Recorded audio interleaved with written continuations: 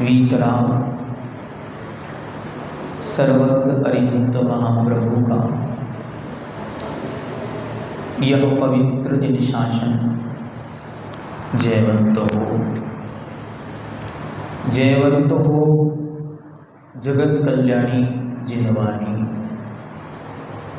जयवंत हो विवीतराग निर्ग्रंथ श्रवण जो इस सृष्टि पर आकिंचन्य के भाव को जीवंत कर रहे हैं। मेरा कुछ भी नहीं है, इसका नाम आकिंचन है, और इसका जो भाव है उसका नाम आकिंचन्य है। उस भाव में भरे हुए भी निर्ग्रंथ योगी वीतराग पद की यूँ सेवा करते हैं कि भगवान कार्तिकेय देव कह रहे हैं वे तीन प्रकार से मन से, वचन से और काय से चेतन अचेतन सभी प्रकार के परिग्रहों का पूर्ण रूप से त्याग कर देते हैं। उनके निर्ग्रंथपने की प्राप्ति होती है और वही निर्ग्रंथपना तीनों लोकों में पूजा जाता है। क्या पंडित जी सामने पंक्ति लिखी, धनी नगन है, धनी नगन पर तन नगन ठाणे, सुर असुर पायनी परे। नगन शब्द के अर्थ यहाँ दो हैं। पहला नगन शब्द का अर्थ है पर्वत और दूसरा नगन शब्द का अर्थ है नगन मुद्रा। धन्य धन्य है वे जो नग्न मुद्रा के साथ पर्वत पर ठाड़े हैं अर्थात खड़े हुए हैं। उनके चरणों को सुर असुर पायनी परे, सुर और असुर दोनों उनके चरणों को पढ़ते हैं, प्रणाम करते हैं, वंदना करते हैं। अब भावना मन में आ गई क्या कि अब पंचम काल में तो कोई दिख ही नहीं रहा है जो पर्वतों पर बैठा हो, तो हम किनके पैर पड़ लें। तो भगवान पूज्यपाद देव ने एक पंक्ति लिखी, क्या योगी भक्ति के अंदर उन्होंने ऐसी सुंदर पंक्ति लिखी जिसका पूज्यवर गुरुदेव आचार्य भगवंत विद्यासागर जी महाराज ने पद्यानुवाद किया। और पद्यानुवाद करते उन्होंने लिखा, ग्रीष्म काल में आग बरसती गिरि शिखरों पर रहते हैं, वर्षा ऋतु में कठिन परिश्रम तरुतल रह कर सहते हैं, तथा शिशिर है मंद काल में बाहर भू पर सोते हैं, बंद साधुए दुर्लभ होते दुर्लभ दर्शन करते हैं, बंद साधु में बंधन करता दुर्लभ दर्शन होते हैं, बंद साधु में बंधन करता दुर्लभ दर्शन होते हैं। क्या स्वरूप लिखा साधु का कि वे ग्रीष्म काल में आग बरसती, जब ग्रीष्म काल में आग जैसी तपन है उस समय वे गिरि शिखरों पर रहते हैं, पर्वतों की चोटियों पर चले जाते हैं, और वर्षा ऋतु में कठिन परिश्रम तरुतल रहकर सहते हैं, और बारिश में वे परिश्रम वृक्ष के नीचे बारिश की कड़कती हुई बिजलियों में और तीर जैसे चुभते हुए पानी की मूसलधार वर्षा में वे वृक्ष के नीचे चतुर्मास व्यतीत कर देते हैं। और आगे क्या लिखते हैं, तथा शिशिर हेमंत काल में। उसका नाम शिशिर क्यों है पता? क्योंकि उसमें सबको क्या निकल आती है, ये शिशिर निकलती है, इसलिए उसका नाम शिशिर ऋतु है। तो तथा शिशिर हेमंत काल में बाहर ऊपर सोते हैं। जब प्रचंड सर्दी पड़ती है तब भी निरंतर ऋषिराज बाहर ऊपर, कभी नदिया के तीरे तो कभी चौपाल मझार, वहां सोते हैं। ऐसे साधु दुर्लभ हैं, हम उनका वंदन करते हुए स्वयं को धन्य धन्य मानते हैं। अब भगवान पूज्यपाद देव तो पंक्ति लिखकर चले गए। अब क्या हो गया? अब ये हो गया कि हमको ऐसे साधु दिखाई नहीं पड़ रहे, हम किन की वंदना कर रहे? तो भगवान अच्छी तरह आपको समझा रहे हैं कि छल ग्रहण नहीं करना। कौन? कुंद कुंद देव चुकेज छलम न घेतव्यम। अरे यदि चूक भी जाऊं तो छल ग्रहण नहीं करना। भैया विचार करो, पंचम काल की भीषण गर्मी पड़ रही है। आप चिंतन करो कि ये जो मुनिराज बने हैं ये कहां से आए हैं और इनका कौन सा सेनन है? कहां से आए हैं अध्यक्ष जी? कहां से आए? बस विचार करो, ये मुनिराज हमारे ही घर से आए हैं। जब हम दोपहर में 2 बजे ग्रीष्मकाल की गर्मी में छत पर पैर नहीं रख पा रहे हैं, तो हम कैसे पापी हैं जो ये कह रहे हैं कि ये मुनिराज गिरि शिखरों पर विराज जाएं? क्या चिंतन है, कैसी निर्दयता है उनके मन में जो ये कह रहे हैं कि जिस दोपहरी में हम एक कदम अपनी छत पर नहीं रख पा रहे हैं, उस दोपहरी में हमारे समान ही शरीर को धारण करने वाला कोई गिरि शिखरों पर जाकर बस जाए। क्या दया शून्य हो गए हो जो ऐसा कह रहे हो? क्या अगर बारिश की एक बूंद पड़ जाए, एक बारिश में कोई भीग जाए तो 7 दिन तक के लिए वायरल हो जाता है।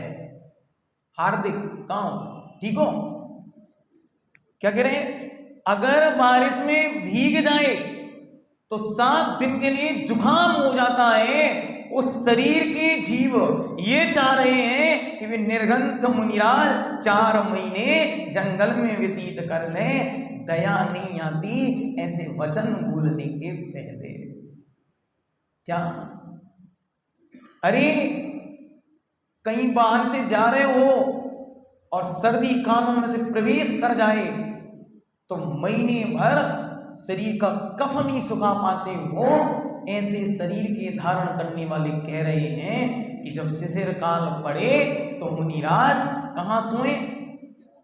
जंगलों में जाकर, नदिया के तीर पर, कहीं चौपालों पर जाकर सो जाएं और अपन अच्छे कंबल ओढ़ गए डल्लक के गद्दों पर हीटर चालू करके फिर भी ठंड का अनुभव करते हुए सोते हैं।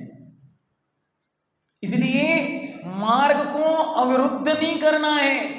भगवान अच्छी तरह उल्लेख कर रहे हैं पद्मनंदी महाराज, ये पंचम काल है, इसमें मुनिराज चैत्य ग्रहों में वास करते हैं। ये वसतिका का उल्लेख आचार्यों ने किया। वसतिका जहां निर्ग्रंथ दिगंबर मुनि पंचम काल में निवास करते हैं। लेकिन हम पुण्यशाली हैं, हम सौभाग्यशाली हैं कि हमको तो ऐसे गुरुदेव मिले। कैसे मिले? अब ध्यान से सुनना। ग्रीष्म काल में आग बरसती कुंडल गिरि पर रहते हैं। वर्षा ऋतु में कठिन परिश्रम बीना जी में सहते हैं। तथा शिशिर हैं मंत काल में, अमर कंटक में रहते हैं। बंद साधुए विद्या गुरु हैं, दुर्लभ दर्शन होते हैं। बंद साधुए विद्या गुरु हैं, दुर्लभ दर्शन होते हैं। समझ में आया कुछ? आज भी जब ग्रीष्म के 47 टेम्परेचर है, तब वे निर्गंत योगी अपनी साधना की पराकाष्ठता को छूते हुए 28 मूल गुणों का निर्दोष रीति से पालन करते हुए बिना पंखे, बिना एसी, बिना कूलर के कुंडलपुर की उस ग्रीष्म काल को काटते हैं जहाँ एक दिन भी खड़ा होना प्राण छोड़ने बराबर होता है। अगर अनुभूति करनी हो तो मई और जून के महीने में कुंडलपुर का 6 घड़िया का पर्वत चढ़ जाना, आपको याद आ जाएगा कि पंचम काल में साधना क्या होती है। मैं ऐसे नहीं कह रहा हूं सुना, मैंने रहकर देखा है। जून 2016 की जब उच्चवर के सानिध्य में कुंडलपुर के बड़े बाबा का अभिषेक हुआ था, तब 3 रातें वहां गुजारना मुश्किल हो गया था। आग सी तपती है वो पहाड़ी, जहां पहाड़ होता है वहां गर्मी अतिरिक्त पड़ती है। वहां भी वे निर्गंत योगी अपनी साधना की उत्कृष्टता को पाते हैं। जब आचार्य से शिष्यों को दीक्षा देते हैं तो उनकी पहली गर्मी कुंडलपुर में कटती है। और आचार्य सिंह कहते हैं कि पहली गर्मी जिसने सहन कर ली उसकी सारी गर्मियां सहन हो गई। और वे निर्गंत योगी वहां से विहार करा के, क्या वे निर्गंत योगी वहां से विहार करा के अपने शिष्यों को कहां लाते हैं? बीनावारा लाते हैं और उस बीनावारा में चातुर्मास कराते हैं। ऐसा भीषण बारिश का प्रकोप हो और उसमें भी जहां धर्मशाला का कोई स्थान ना हो, उस स्थान में भी वे आचार्य भगवान, किसी ने बीनावारा का पुराना मंदिर देखा?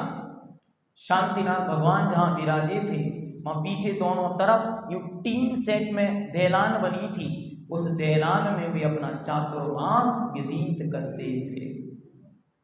आज उनकी कृपा है तो चारों तरफ आपको बहुत कुछ दिखाई पड़ रहा है, लेकिन जिनने उस देलान में चातुर्मास व्यतीत किया उनका नाम आचार्य भगवंत विद्यासागर महाराज।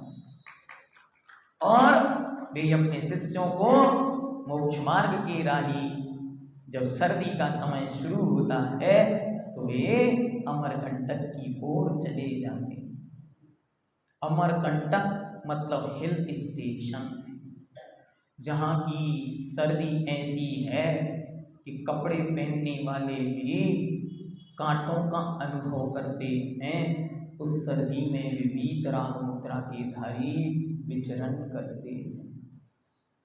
जब पूज्यवर पहली बार उस अमरकंटक पहुंचे तो वहां के जो कल्याण आश्रम है, बहुत बड़ा वहां आश्रम है, क्योंकि नर्मदा का वह उद्गम स्थान है और नर्मदा को मोक्षदायिनी वैदिक संस्कृति में मानते हैं। तो वहां बहुत सारे ऋषि तपस्वी, उनके पंथ के साधक वहां निवास करते हैं और वे सब वहां पर आते हैं।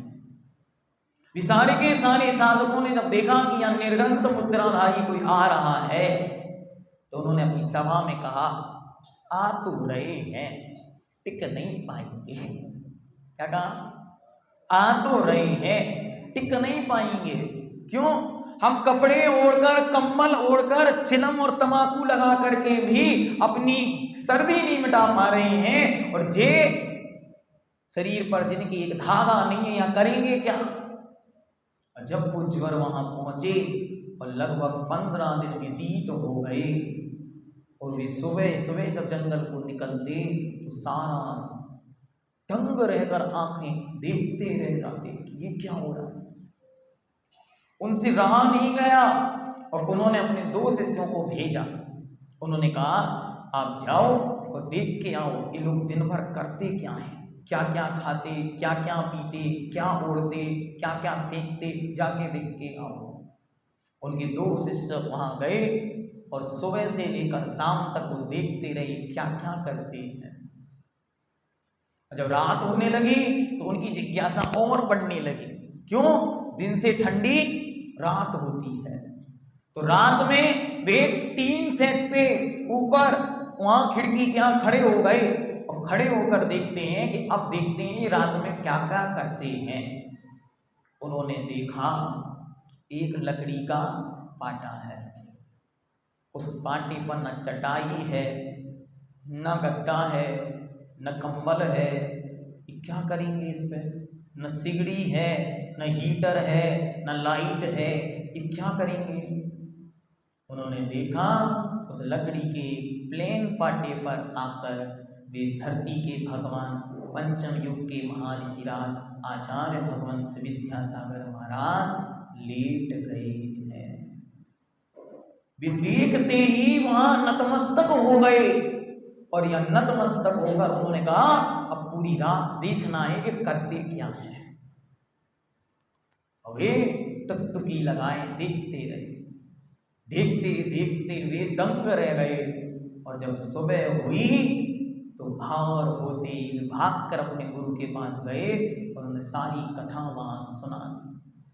ये कथा जो हम आपको सुना रहे हैं ये उनके गुरु महाराज ने दूसरे दिन ढोल बाजे नगाड़ों के साथ वहां पर पधारे और पधार कर आचार्य महाराज को दंडवत नमस्कार करके कहा कि हमने तो धरती पर साक्षात भगवान देख लिए हैं।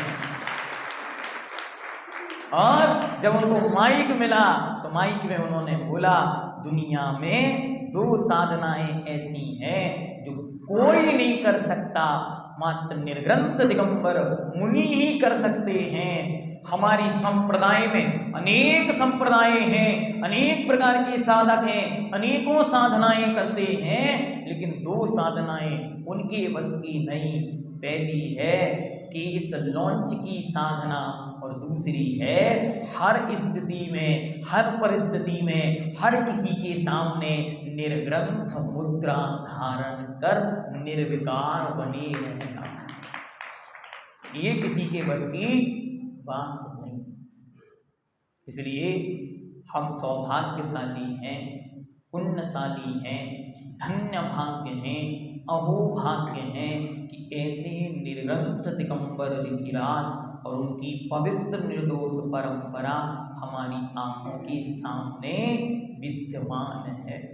हम सौभाग्यशाली हैं कि उनको आहार देने का, उनके पाद प्रक्षालन का, उनकी पूजन का, उनकी वैयावृत्ति का, उनके साथ चलने का, उनसे बात करने का, उनके मुख से अमृत वचन सुनने का सौभाग्य हमको प्राप्त है। हम धन्य धन्य स्वयं को महसूस करते हैं। कैसे वे ऐसे निष्ठुर हो जाते हैं?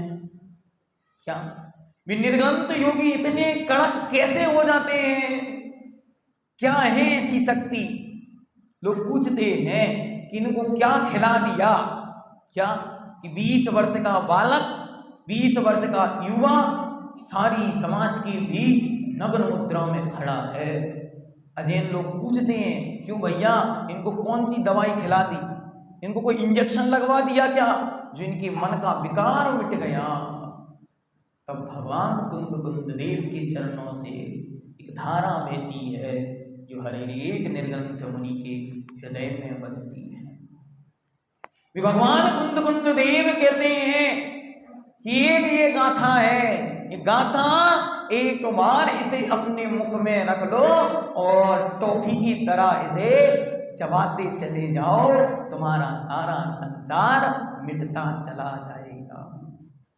उज्ज्वल जगत पूज्य आध्यात्मिक महासंत परम उपकारी निर्यापक श्रमण जगत पूज्य मुनि पुंगव सुधासागर जी महर्षि राज महान आध्यात्मिक ग्रंथराज समय सार जी का जब परम उपदेश हम लोगों को प्रदान करते हैं, वे लोक में और लौकिकता में जब बोलते हैं तो कोई नहीं सोचता होगा कि ये समय सार को भी पढ़ाते होंगे, लेकिन वे समय सार के महामनीषी साधक जिन्होंने अपने जीवन में समय सार जिया और हम जैसे अबोधों को भी समय सार पढ़ाया, ऐसे वे निर्ग्रंथ परम समय सारमयी साधक जब समय सार पढ़ाते हैं तो अंत में हम लोगों से कहते हैं, हम पूछते हैं कि महाराज आपसे हमें वो निधि मिली जिस निधि को पाने धरती पर हर कोई तरसता है। क्या समय सार पढ़ना सुलभ है, लेकिन समय सार जीना कठिन है। और हम लोग वो सौभाग्यशाली हैं कि जिनने समय सार जीवन में जिया है उनसे पढ़ने का सौभाग्य मिला।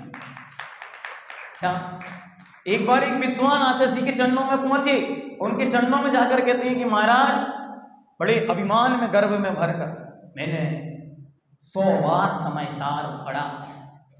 आचार्य जी देखकर दंग रह गए, 100 बार समय सार। आचार्य जी की आंखें फटी की फटी रह गई, फिर धीरे से मुस्कुराए और मुस्कुरा कर कहते हैं, भैया हमारे गुरुजी ने एक बार पढ़ाया था, ये दशा हो गई। क्या कहा? हमारे गुरुजी ने एक बार पढ़ाया था, ये दशा हो गई।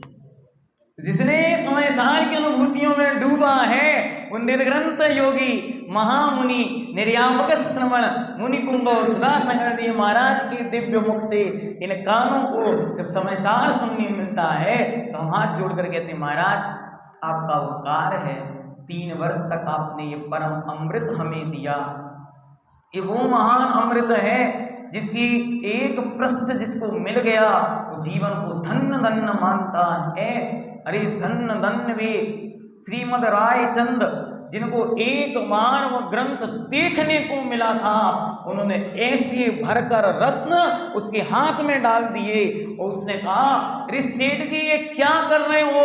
उन्होंने कहा, हम तो इसको अचेतन रत्न दे रहे हैं, इसने मुझे चेतनता को प्रदान करने वाला रत्न दिया।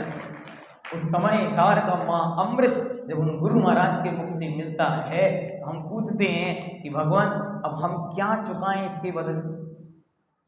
यद्यपि आप तो कुछ लेते नहीं, सब कुछ बांटते ही हो, जहां जाते हो वहां का कल्याण ही आप सर्वस्व कर देते हो और वहां से आगे बढ़ते हो, उसे भूल जाते हो, लेकिन हमें जो मिला उसका उपकार हम कैसे चुकाएं? तो उन्होंने हमसे कहा बस एक काम करना। क्या करना? इस समय सार को जाकर सबके बीच कह देना। हम डर गए, हमने कहा महाराज एक नया पंथ स्थापित करना है क्या?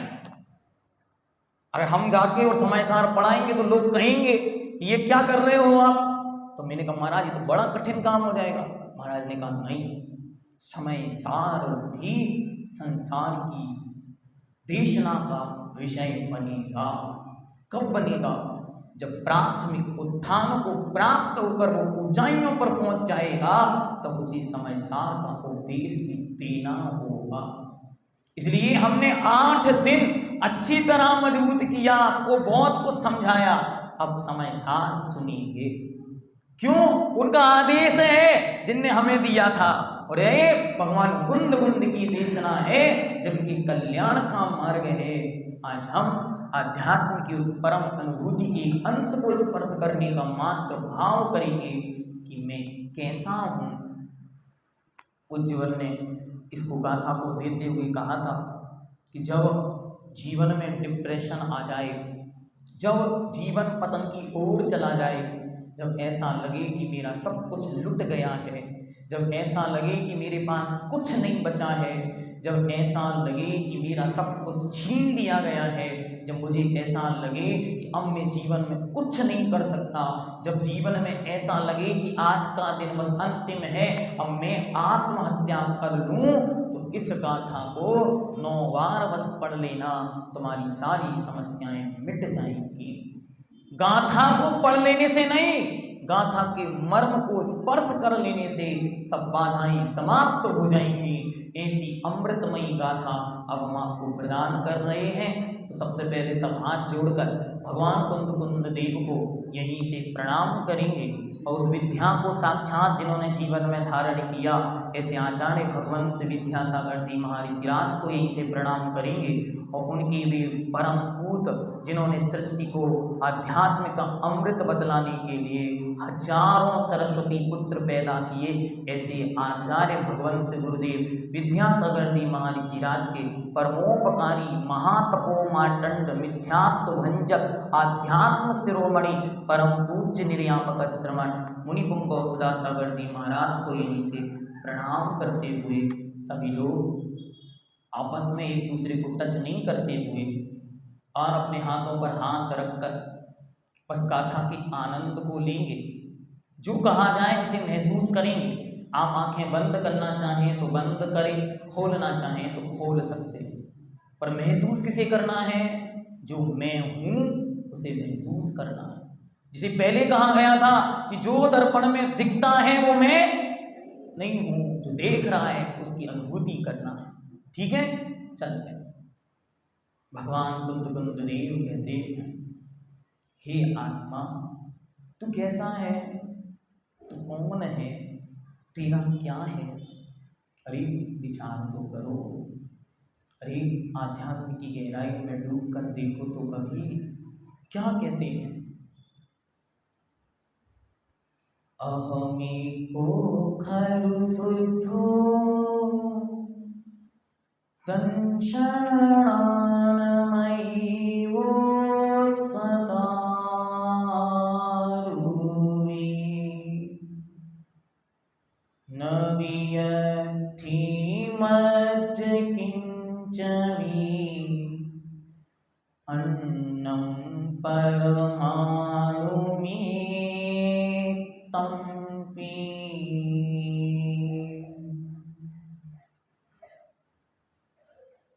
अहमेको खलु शुद्धो दंशनानमयी वो सदा रूवी न वियद्धि मज्ज किंचवी अन्नं परमाणुमेत्तं पी। अब एक एक शब्द को महसूस करना है। भगवान कुंद देव कलिकाल सर्वज्ञ आध्यात्म शिरोमणि आध्यात्म के अमृत को बांटते हुए कहते हैं, सबसे पहले महसूस करो मैं एक हूँ। अहम इको, मैं एक हूँ। अहम इको, मैं एक हूँ। मैं एक हूँ, पर से संबद्ध नहीं हूँ, पर से भिन्न हूँ। अपने अकेलेपन का एहसास करो। सब 3 बार मुख से बोलेंगे, मैं एक हूँ, मैं एक हूँ, मैं एक हूँ। अब प्राकृत में बोलेंगे, अहम इको, अहम इको, अहम इको। अनुभूत करें, महसूस करें कि मैं मात्र एक आत्म तत्व हूँ। बाहर का सब कुछ मुझसे भिन्न, अन्य कुछ और है। बाहर का सब कुछ मुझसे भिन्न, अन्य कुछ और है। प्रश्न पूछता है भगवान, मैं कैसा हूँ? भगवान कहते हैं, खलु शुद्धो,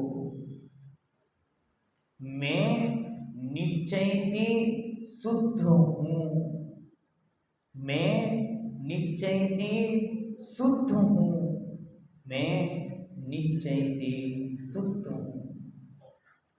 यद्यपि व्यवहार में वर्तमान में कर्मों के पिंड के बीच विराजमान हूँ, इसलिए व्यवहार से अशुद्ध हूँ, लेकिन निश्चय से मैं शुद्ध हूँ। 3 बार बोलेंगे, मैं निश्चय से शुद्ध हूँ। मैं निश्चय से शुद्ध हूँ। मैं निश्चय से शुद्ध हूँ। खलु शुद्धो, खलु शुद्धो, खलु शुद्धो। प्रश्नकर्ता पूछता है कि हे भगवान, मेरा पास क्या है? आज तक तो मैंने बाहर में धन, संपत्ति, रुपया, पैसा, पुत्र, पति, पत्नी, कर्म और कर्म जनित सुख दुख को अपना मान बैठा हूँ कि यही मेरे हैं। अच्छी अच्छी साता के उदय में सुख को अपना मानता हूँ, असाता के उदय में दुख को अपना मानता हूँ। क्या क्या नहीं किया मैंने। सुख में सुखी, दुखी में रंग राम, मेरे धन ग्रह गोधन प्रभाव, मेरे सुधती में सबल दी, बेरूप सुभग मूरख प्रवीण। इन सब भावनाओं को भरता रहा।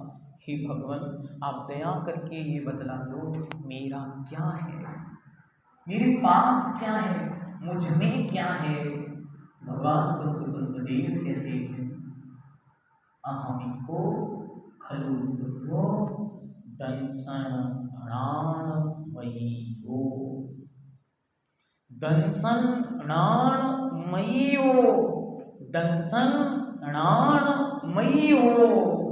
क्या आनंद है।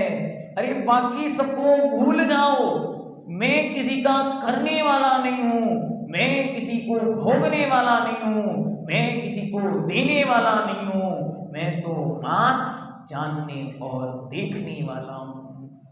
बोलो, मैं जानने देखने वाला हूँ। मैं जानने देखने वाला हूँ। मैं जानने देखने वाला हूँ। दंसन प्राण मय्यो, दंसन प्राण मय्यो, दंसन प्राण मय्यो। बस जीवन का मूल मंत्र यही बना लो, बाकी कुछ मेरा नहीं है। क्या क्या मैं करता आया हूँ, किसी का करता नहीं हूँ। बस एक ही काम है, जानो देखो जाने दो, जानो देखो जाने दो, जानो देखो जाने दो। क्या कुंद देव कह रहे हैं, तेरे पास बस दो शक्तियां हैं, एक जानो देखो, बस कुछ नहीं कर सकता। से जानो देखो जाने दो, जानो देखो जाने दो। भगवान कुंद देव से, हे स्वामी आनंद आ गया आज तो, ये और बता दो कि मेरा स्वरूप कैसा है, मेरा रंग कैसा है, मेरा रूप कैसा है, मेरा वर्ण कैसा है, मेरे शब्द कैसे हैं। क्या मैं आंख बंद करके उसे देख सकता हूँ? हाँ, लौकिक लोग कहते हैं, जो लौकिकता में अध्यात्म का प्रचार करते हैं, वे कहते हैं आंखें बंद करो।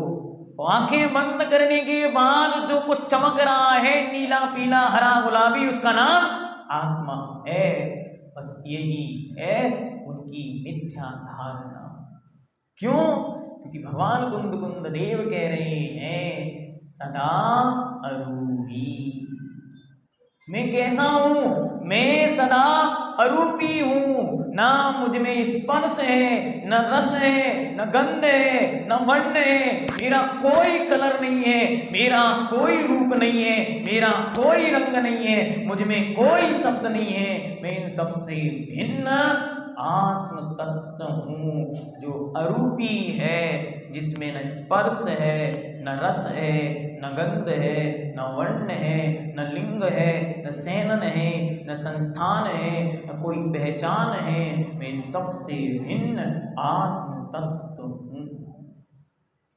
अरस मरूभ मगंधम अब्बतम चेदना गुणमसत्तम,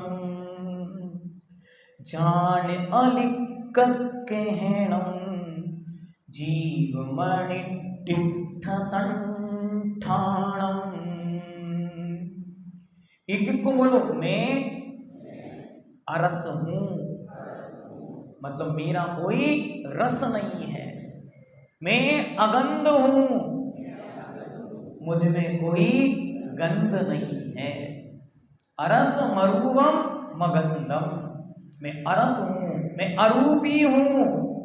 बोलो, मैं अरूपी हूं, मेरा कोई रूप नहीं है।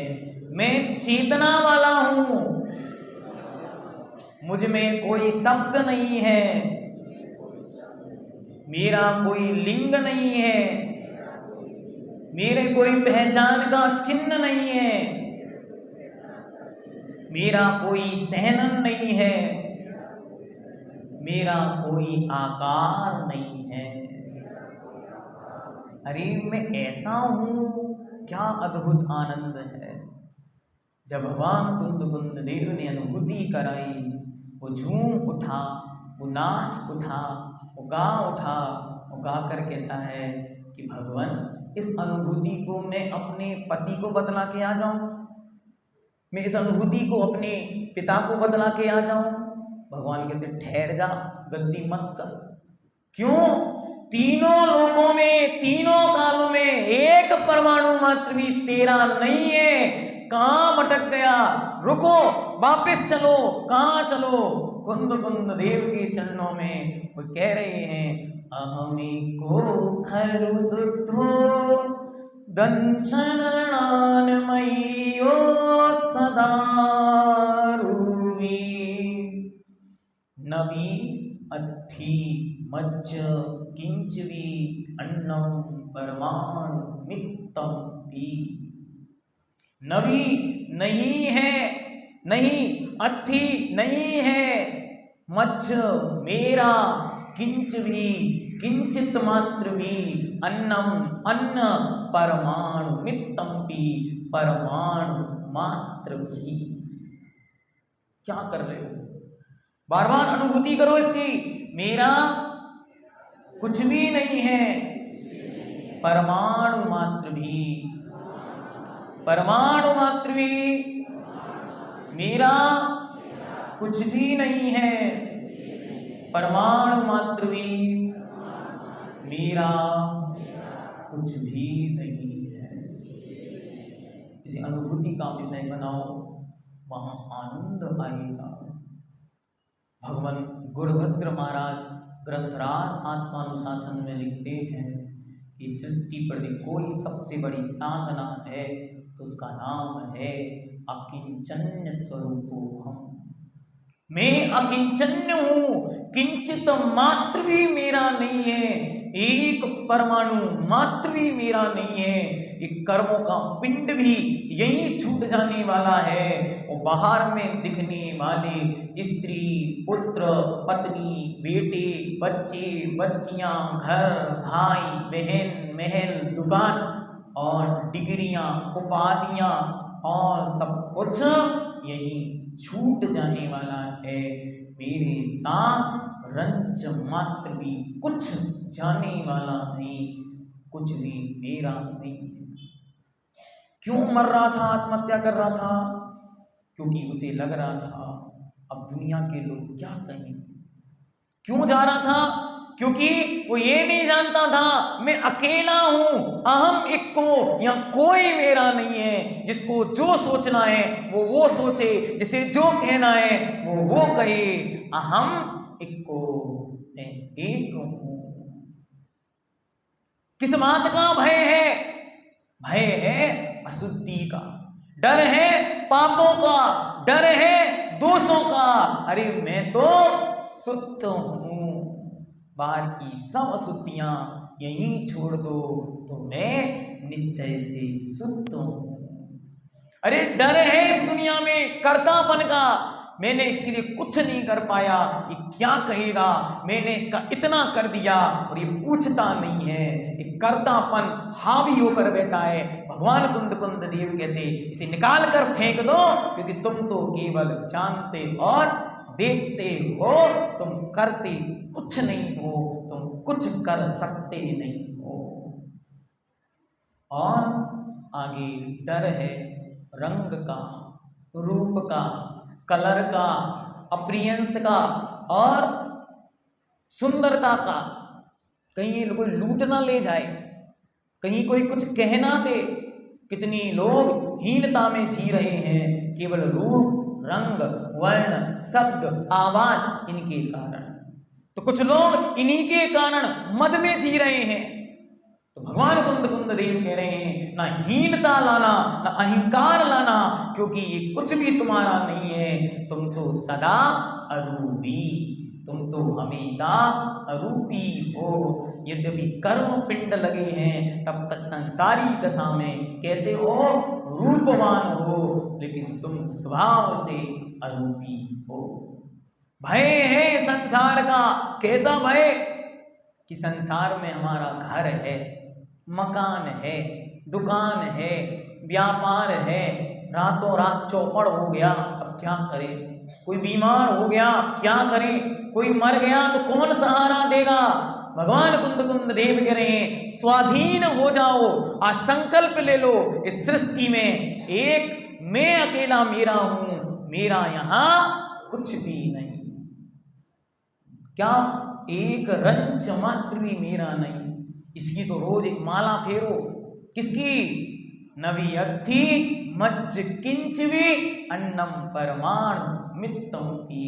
यहाँ मेरा कुछ भी नहीं है। जिसके भाव गिर रहे हैं वो भी मेरा नहीं है, जिसके भाव बढ़ रहे हैं वो भी मेरा नहीं है। मैं क्यों इन भाव बढ़ते और गिरते में झूला झूलने की सोच रहा हूं? क्या क्यों आत्महत्या की सोच रहा है? अरे जिस द्रव्य का भाव गिरा है वो भी मेरा नहीं है, और जो भाव गिरे हैं वे भी मेरे नहीं है। जब मैं उनसे भिन्न हूं तो मैं क्यों अपने दाह के विषय में सोच रहा हूं? अच्छी तरह विचार करो।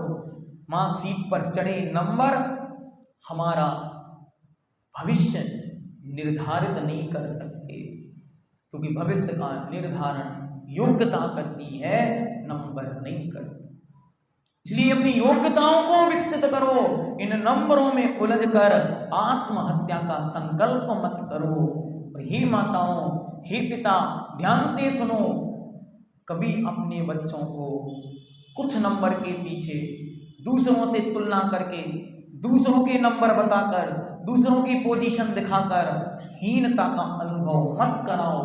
डिप्रेशन में चले जाएंगे तो संस्कृतियां बर्बाद हो जाएंगी। इसलिए बहुत अच्छी तरह निर्णय करो। नवियर्थी मच्च किंचवी अन्नम परमाणु मित्तम की। एक परमाणु मात्र मेरा नहीं है। मैं क्या क्या सोच कर बैठा हूं। यहाँ सब बैठे हैं, सबसे कहो आज जेब में जितना है सब यहीं छोड़ के जाना है। अध्यक्ष सबकी अंगूठियां, चेन सब उतार लो। यहाँ आपका भी कुछ नहीं है। बहुत अच्छे। अनुभूति का विषय बनाना इस गाथा को। आज इसे हम लिखकर आपके ग्रुप में भेज देंगे, तो आप लोग सब लोग इसकी माला फेरो 9 बार रोज। सोने के पहले रोज बार फेर लो, उठने के बाद तुरंत 9 बार फेर लो। सोने के पहले, उठने के बाद भगवान कुंद देव को नमस्कार करो। जिन्होंने ये गाथा आप तक पहुंचाई, ऐसे परमोपकारी संत, आध्यात्मिक महामूर्ति, परम वात्सल्यमयी, सृष्टि के कण कण की सुरक्षा का जिनके भाव है, जिन संस्कृति के हर एक पक्ष के संरक्षण का संकल्प लिया है। एक बार मैंने पूछ लिया महाराज को, महाराज कब तक ये सब करेंगे आप? क्या पूछा मैंने कि महाराज कब तक आप संस्कृति की रक्षा के लिए कुछ ना कुछ करते रहेंगे? हर दिन एक नया इतिहास बनता है, हर दिन एक पुराना रिकॉर्ड टूटता है। क्या श्रमण संस्कृति की रक्षा का आपके अंदर भाव उत्पन्न हुआ? लेकिन मैं देखता हूँ जहाँ से आप लौट आते हैं वहाँ के लोग उपकार को भूल जाते हैं। महाराज कैसे हैं ये लोग, क्या होगा आगे, क्या इसका भविष्य है? महाराज ने क्या सुंदर उत्तर दिया। उस दिन से मेरे मन का प्रश्न मिट गया कि जिसको जो करना है वो करे, हमें जिस लिए नियुक्त किया गया हम बस वो करेंगे।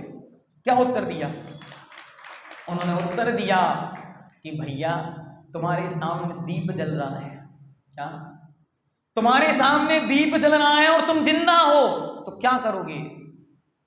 क्या करोगे? कोशिश करोगे कि मेरी आंखों के सामने ये दीपक बुझ ना जाए। तो क्या करोगे? यूं हाथ लगा के खड़े हो जाओगे। बस ये श्रवण संस्कृति रूपक महादीप जो भगवान आदिश्वर महादेव से पूर्व अनंत कालों से चला आ रहा था, कि मेरे सामने आया है, इस संस्कृति पर आंच आएगी तो मैं प्राण देने तैयार हूं। क्यों? मुनि पद छोड़ना पड़े तो विष्णु कुमार मुनि पद छोड़ देते हैं। श्रवण संस्कृति की रक्षा के लिए हम सौभाग्यशाली हैं। हमें कुछ नहीं छोड़ना है, हमें मात्र संकल्प लेना है, क्या? अपनी आंखों के सामने दीपक बुझने नहीं देंगे।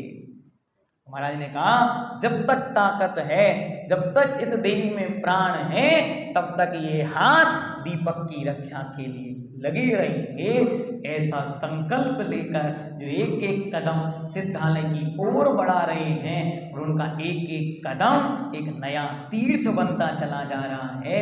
ऐसे वे तीर्थ रूप जिनकी स्तुति भगवान कुंद देव ने अष्टपावड़ में की कि वे चलते फिरते तीर्थ हैं, ऐसे निरंत योगी के चरणों में हम वंदना यहीं से करते हैं, नमोस्तु करते हुए भावना पाते हैं कि श्रवण संस्कृति रूपी महावृक्ष युगों युगों तक जयवंत रहे, ये दीपक सदा जलता रहे। इस वृक्ष में हमसे जो बने हम समर्पित करते रहें। हमारा भाव बस इतना हो कि इस पर्याय में हमको कुछ नहीं चाहिए, बस उन अरिहंतों की छत्र छाया हो, जिनवाणी का वाचन हो, और रोज गुरु महाराज का सानिध्य मिलता रहे।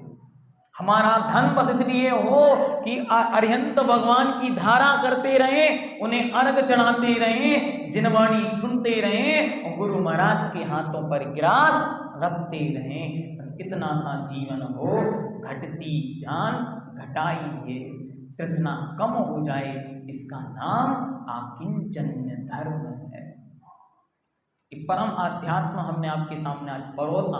ये सृष्टि के सबसे आध्यात्मिक महापुरुष, युग नायक और इस सृष्टि के सबसे बड़े ज्ञानी कहे जाने वाले आध्यात्म की प्रतिमूर्ति भगवान कुंद देव की अमृतवाणी पूज्यवर श्रीमद समयशान ग्रंथराज का अमृत है। पूज्यवर आचार्य ज्ञान सागर जी महाराज, पूज्यवर आचार्य विद्यासागर जी महाराज और पूज्यवर निर्यापक श्रवण मुनि पुंगव सुधा सागर जी महाराज के माध्यम से यह हमको प्राप्त हुआ। हमने आपको दिया, वो त्रुटि रही तो क्षमा का पात्र हो। कल आगे पुनः मिलेंगे। ओम ह्रीं आकिंचन्य धर्मांगाय नमः।